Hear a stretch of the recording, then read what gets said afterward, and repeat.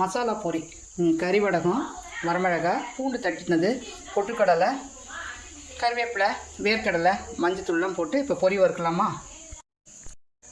பூண்டு நல்லா ஃப்ளேவர் வந்த அப்புறம் நம்ம இந்த பூண்டு மசால் பொரி நல்லாயிருக்கும். அந்த பொரி சாப்பிடும்போது வயிறு உப்புசம் அதெல்லாம் இல்லாமல் இருக்கும். இந்த வெங்காய கறி வடகம் அதுவும் ரொம்ப நல்லா வாசனையாக இருக்கும். இது வரமிளகாய். இப்போ நம்ம கருவேப்பிலை போட்டுக்கலாம். இப்போ மஞ்சத்தூள்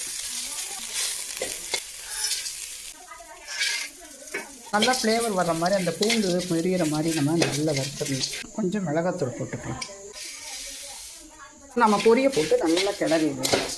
நல்லாயிருக்கும். காரமாக மணமாக நல்லா வாசனையாக இருக்கும், முறுமுறுன்னு இருக்கும். இந்த மழை இருக்கும்போது நம்ம இந்த மாதிரி ஏன்னா ரெகுலராக நம்ம எண்ணெயில் கொடுத்தது நம்ம சாப்பிட்றதுக்கு பதிலாக இந்த மாதிரி காரப்பொரி நம்ம மசாலா பொரி சாப்பிட்றது ரொம்ப நல்லா டேஸ்ட்டாக இருக்கும். நல்லா வாசனையான மொறுமொறு காரப்பொரி தயார். நீங்களும் ட்ரை பண்ணி பாருங்கள் ஃப்ரெண்ட்ஸ். பூண்டு வாசத்தோடு நல்ல டேஸ்ட்டாக இருக்குது. சாப்பிடுவாங்க ஃப்ரெண்ட்ஸ்.